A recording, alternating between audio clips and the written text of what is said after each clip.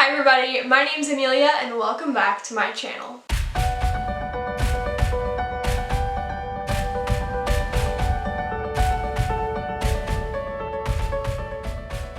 So today I wanted to talk about how to live with intention. When we live with intention, we make choices that can impact us, not just in our everyday lives, but that can also greatly transform our futures.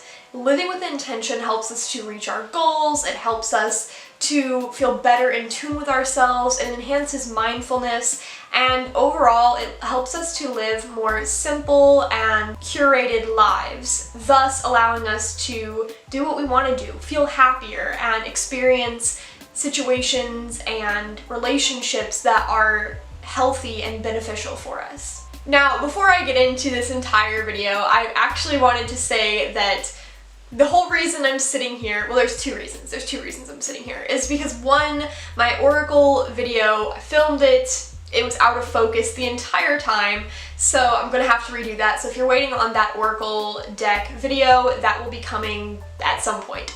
And the second reason is because I finally got back into my blog and I wrote an article all about intentionality, which you can read if you prefer to consume information that way. I will leave a link down in the description box below with that article. That being said, I will be following a lot of the things in the article for today's video, but I won't be mentioning everything, so yeah, that's there if you want an extra resource.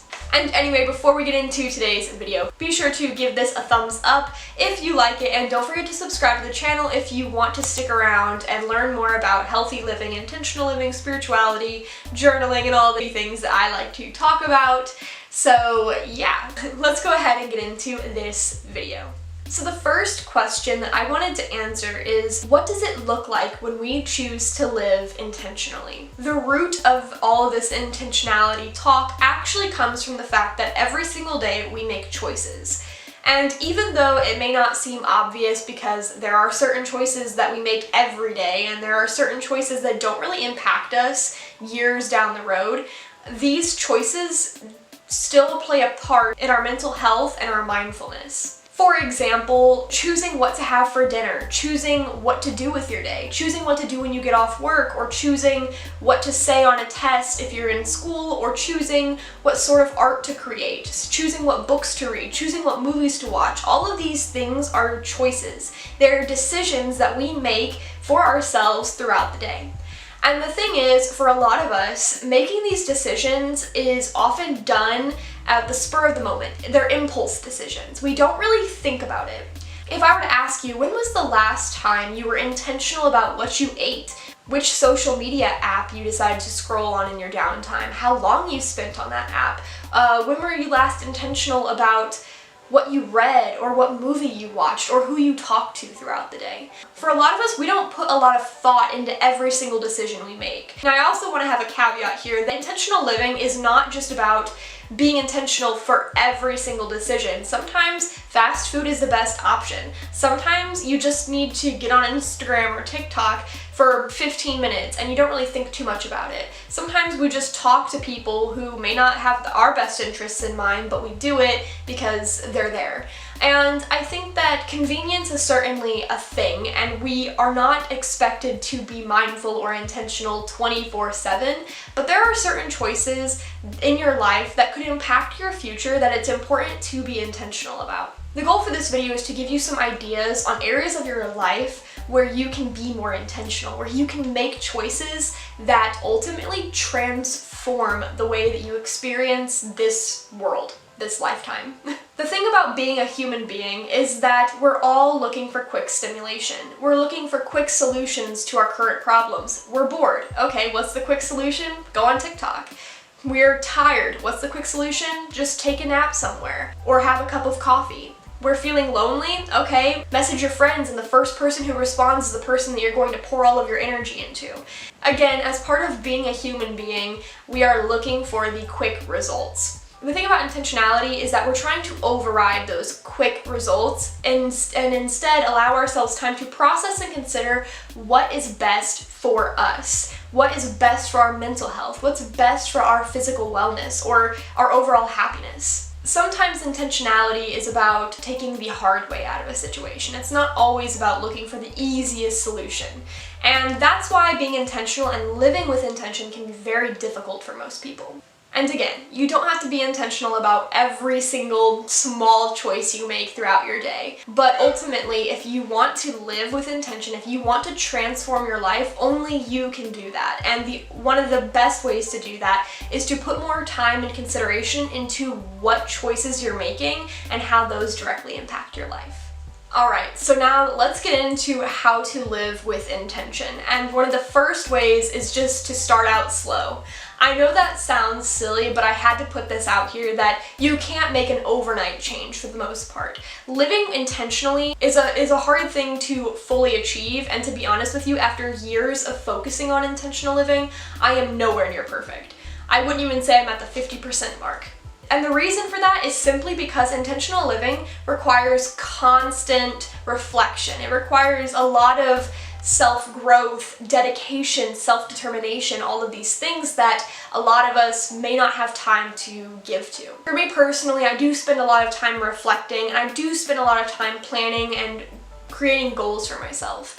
But I would be a liar if I admitted that I don't fall prey to talking to people who no longer have my best interests in their hearts, or to scrolling on TikTok for 2 hours. And I myself don't always stick to my daily to-do lists or my goals, and then I make choices that inevitably cause me to feel like I've failed. But the thing is that even when you do fail at living with intention, when you make choices thoughtlessly, it's okay. It's a very human thing. And it's all about being slow and just recognizing where your flaws are and then working on them. So aside from starting out slow, now that we know we're gonna do this, let's give you some more practical advice. And one of the most practical ways I've found that has completely transformed my day-to-day, at least, is to start and end my day the right way. Now, I say right way because everybody's right way is going to look different. For me, starting my day away from my phone, at least off of like social media or text social apps pretty much, and instead listening to a podcast or, consuming something informational, that tends to be very good for me. I need that mental stimulation in the morning. I'm not even sure why, but that to me is intentional. I'm choosing to listen to informational podcasts, informational YouTube lectures, or perhaps I'm choosing to read articles that are not necessarily news-based, because those can bring up a lot of emotions, especially right now, but instead to read articles maybe from historical channels or science channels that help me to better understand the world around me. I also like to plan my day around my sleep cycle. So everybody has a natural sleep rhythm, and it can be very difficult to find yours if you work in a full-time job, or if you're going to school, or you have certain timely commitments. I'm very fortunate that my job is very flexible, so I've been able to sort of study how my natural sleeping rhythm works. For me, my natural sleeping rhythm tends to be wake up between 9 and 10 a.m. And then I have a small down period between 2 p.m. and 5 p.m. where I can't really do mental activities, but I can do physical activities like cleaning, chores, exercising, going out for a hike, that sort of thing. After 5 p.m., I'm awake again, wide awake, and my mental energy really picks up after 7 until about 11. Then my mental energy dips again, but I could still do chores or more physical activities until about midnight or 1 a.m. when I need to go back to sleep. And so that is my natural sleeping rhythm. But obviously, if you had a job that doesn't allow you to go to bed at 1 a.m. and wake up at 9 a.m., then that would not work. I've also typically found that I need about 10 hours on average every single day to sleep. And that's a lot of sleep, but that's what I personally need. Again, this for me has been like data collection over quite a period of time, and I've sort of figured out where I am most active and when I am not, mentally and physically. If you can figure out your natural sleep cycle, no matter what it is, that can greatly help you. Now, obviously, people who struggle with sleeping disorders like insomnia, perhaps they have sleep apnea or all of these other issues when it comes to sleep, this can be a lot harder because there may not be a regular rhythm for you. And I would argue that perhaps there's a different problem that needs addressed. I'm no doctor, so I can't tell you what that problem is, but if you struggle with a sleeping issue like that, you probably want to speak to your doctor first and maybe skip this tip altogether. But for those of us who don't struggle with those sleeping challenges, then we could, in theory, give ourselves maybe a week off of just any committed activity like work or school, and then test ourselves to see when our natural rhythm is, and then try to align our days as best as we can with that rhythm. Again, it's not possible for everybody, but for those of you who can do this, it's a good thing to look into. There are about 2 more things that I really value doing in the mornings to help me live more intentionally, and the first one is doing a mindful activity like yoga, journaling, meditation. I do morning tarot readings, going out in nature. There are certain things you can add, just one mindful activity to your morning. So if you were able to wake up with your natural rhythm, you were able to, for me, do something informational, so learn something new in the mornings. You don't have to do that one if that's not when you're most mentally active. But you could add something like journaling, meditation to your morning routine to be more mindful. And then from there, have a healthy breakfast, one that's not loaded with sugars specifically, and instead have something that has higher protein or is built up of fruits. In addition to that, also drinking plenty of water in the morning so you can stay hydrated throughout the day. When it comes to intentional evenings, it's very similar to the mornings. One of the things people talk about all the time is getting off of tech, logging out of your phone, of getting away from your laptop, your computer, about 1 to 2 hours before bed. For me, this is usually about 1 hour before bed, and I found that I'm able to go to sleep so much faster. In the evenings, I read a book, whether that's a non-fiction book, a fiction book, it doesn't really matter too much, as long as I'm interested and invested in the story. I also spend time journaling in the evenings, which is another mindful activity to do right before I go to sleep. And again, meditation, yoga, and breathing exercises are also things that can help you have better sleep. One of the other things that I highly recommend to everybody who's trying to live a more intentional lifestyle is to stop consuming so much social media. We've all heard this one before. It's nothing new. We all know that we're not supposed to be consuming social media excessively, but putting that into practice is so much harder than you think. And it's because we're so addicted to it, and it can be very hard to give it up. Sure, we know we're not supposed to spend 2 hours on TikTok or an hour on Instagram, and yet somehow we keep doing that. One of the ways that I've cut back on social media use is actually setting time limits on my phone. So my phone has downtime in the evenings where I cannot access most apps. I can access certain ones, especially like my notes app, for example, if I want to jot down some notes for the next day, or my Google Docs app because I am a writer and sometimes I just get inspiration in the middle of the night. So I just write it down there. But other apps like Instagram, TikTok, Facebook, Pinterest, YouTube, all these apps get turned off for me after 9 p.m. And then I have to make the conscious choice to click them and bypass the downtime if I want to use it. Additionally, some apps for me have app limits. So Instagram, TikTok, YouTube, Prime Video, all of these apps have app limits for me. So I can only use them for 30 minutes to an hour each day. That way I'm eliminating my consumption of all of this external entertainment and quick stimulation. In my blog post, because I have it pulled up, I actually have a quick statistic, my own statistic, so it's not like a scientific statistic. It's just something I recognized about myself. So on Apple iPhones, which is what I have, you can kind of see your screen time and see where you've been allotting your screen time. So see how long you've spent on each app. And I found that I spend an average of 1 to 2 hours of my day scrolling on TikTok. 1 to 2 hours. Now, we have to keep in mind that I'm awake on average about 14 hours a day. And that means that if I spend 1 to 2 hours on TikTok per day during my 14-hour awake period, that means that I spend about 1/7 or 15% of my day on a single app. 15% of my day. That's crazy. Out of all the things I could do each day, 15% is dedicated to one app that doesn't really offer me that much. It's not really a ton of mental stimulation. It's not even a ton of entertainment for the most part.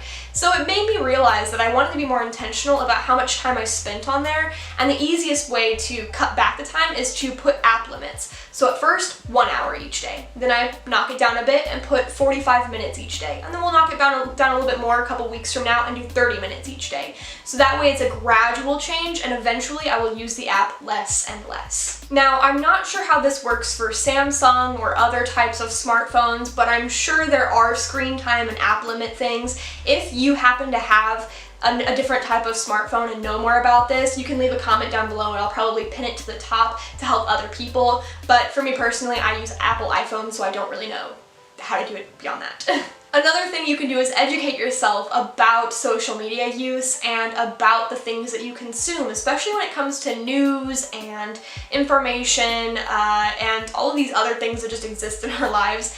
I watched this documentary called The Social Dilemma on Netflix, and it was absolutely incredible and very timely considering the environment in which we're all growing up right now. I'm in my early 20s and things are insane. The world is very challenging and there's a lot of things to be angry or frustrated about. And I found that for me personally, consuming so much social media or news information was draining on my mental health, and I realized I needed to cut back on it. But the only way I realized was by watching documentaries like The Social Dilemma that really put it into perspective and made me realize how easy it is to get so absorbed and addicted to this information that just doesn't do us well. Not saying that you should cut out news entirely, but you have to recognize when it's hurting you and when it's helping you. So, speaking of things that help us, if you're planning on living more intentionally, one of the best ways you can go about it is by changing your diet. So learn about nutrition and focus on your diet. Now, before I get into this section, I need to preface that I am not a dietitian, I am not a doctor, I am not a nutritional specialist. I don't know a ton about nutrition.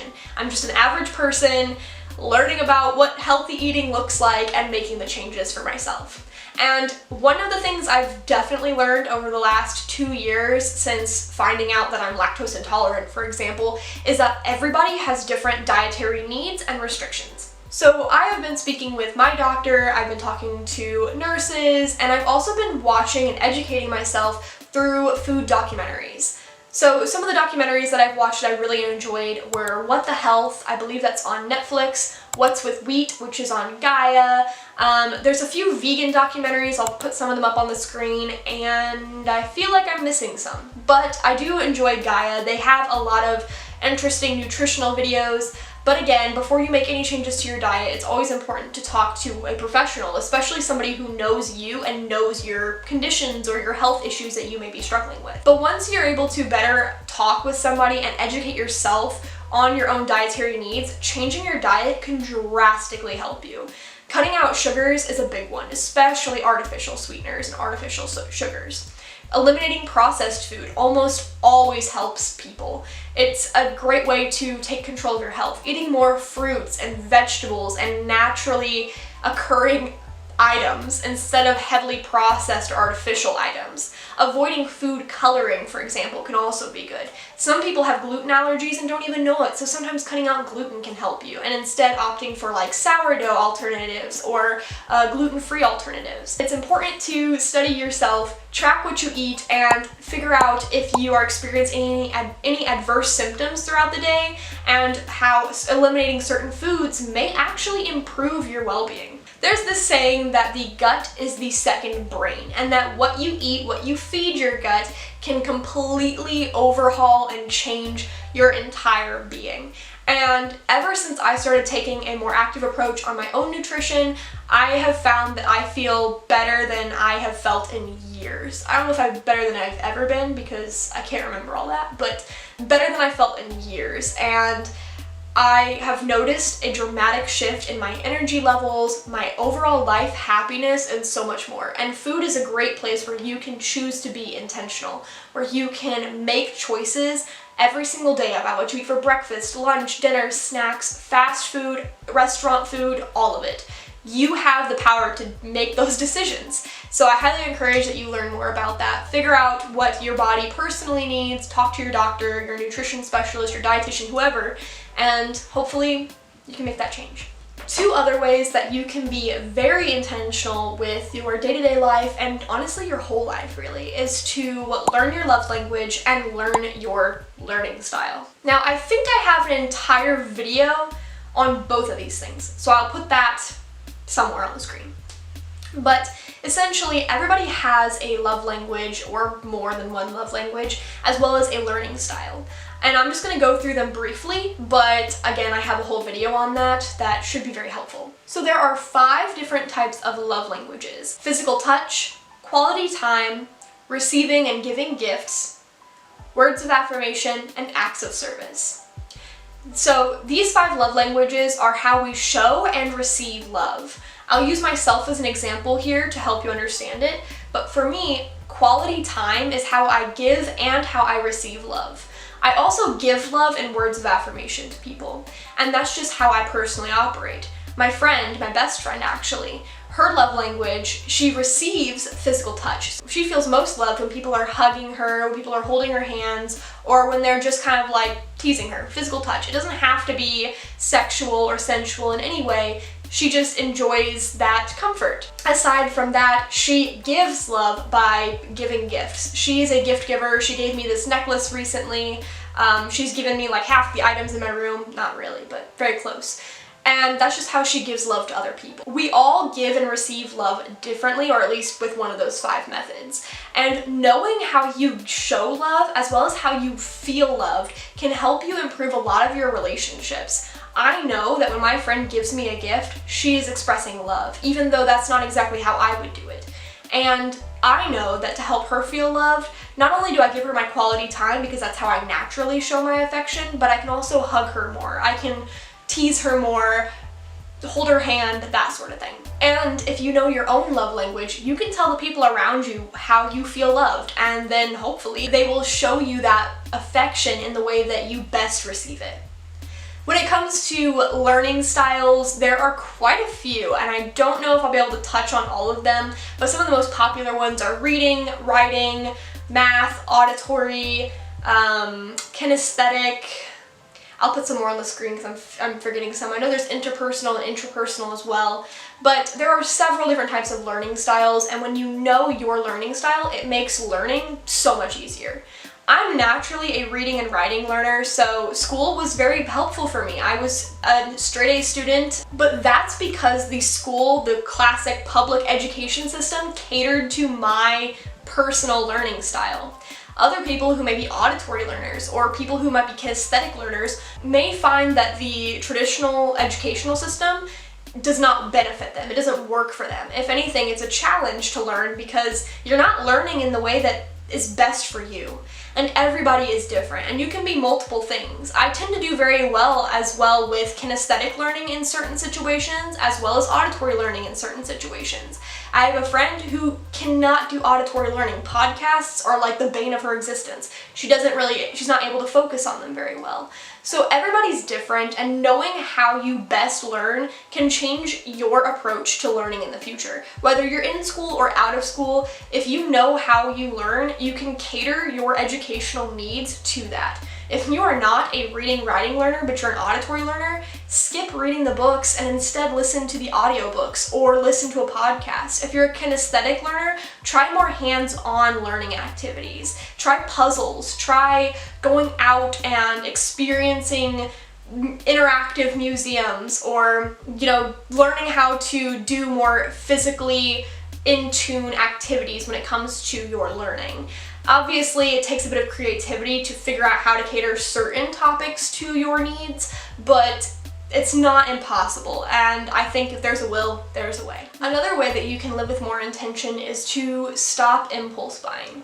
We live in a consumeristic society, and if you are in any Western society, especially the United States of America, then you probably understand that capitalism just rules everything. And it's very easy to get absorbed in this consumer culture. Now, I'm not going to touch on it too much, but I did talk about this particularly in regards to spiritual consumerism in my last video, but I want to talk about just consumerism as a whole. When it comes to retail therapy, buying things because they're on sale, buying things because we think we need them, but we really don't, or just over-consuming in general. Now, I'm not a minimalist by any sense of the word, really, but I do value the ideas in minimalism, and I tend to consider myself more maximalist in style, but minimalist in mindset. I've found that there is a limit to what I can have in my home. There is a limit to the clutter. This room that you see on film is actually fairly cluttered, all things considered, but the rest of my home does not look like this. I mean, sure, it might be a mess every now and again, but it doesn't have nearly as many objects. This room is a collection of objects I've gathered over the years that I can't part with because a lot of them have sentimental value to me. But I try very hard to limit what I purchase when it comes to decor, when it comes to tarot decks, when it comes to books or supplies or just anything, clothing even. I'm constantly cleaning and clearing things out because for me, like I said, I have that limit. And when my space is cluttered, my mind is cluttered. And to eliminate mental clutter, I have to clean out my space. I've also been, ever since about 2020 when I hit rock bottom when it came to my finances, I have been extremely stringent and intentional about what I buy.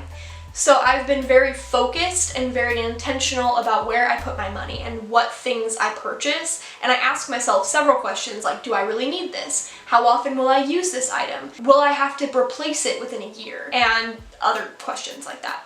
Again, this change to making more intentional purchases can be very slow and challenging. I highly recommend watching some minimalism documentaries like the ones I'm putting up on the screen, or at least studying this topic in more depth. You don't have to be a minimalist by aesthetic, but having that intentionality behind your purchases and thinking of consuming in a different way, thinking of how are these items going to affect me personally, affect my mental health, etc., can really help you to navigate this world we live in and possibly live a happier, healthier life. Now, for some of us, purchasing items really does bring a lot of joy and doesn't cause us a lot of mental strain, especially when it comes to mental clutter, because maybe your limit is a lot higher than mine, and that's okay. You are allowed to be that way. Again, everybody is different.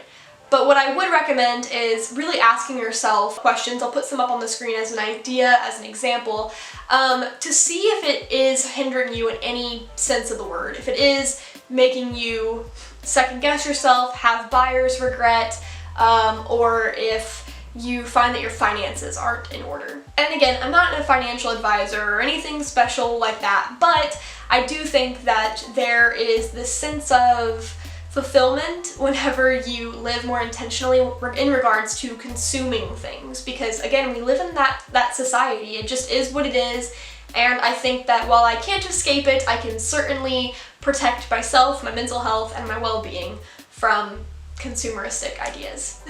Alright, and that is all that I have for today's video. I really hope that this helped you to get the ball rolling if you are just starting to get into intentional living, or if you're learning more about intentionality.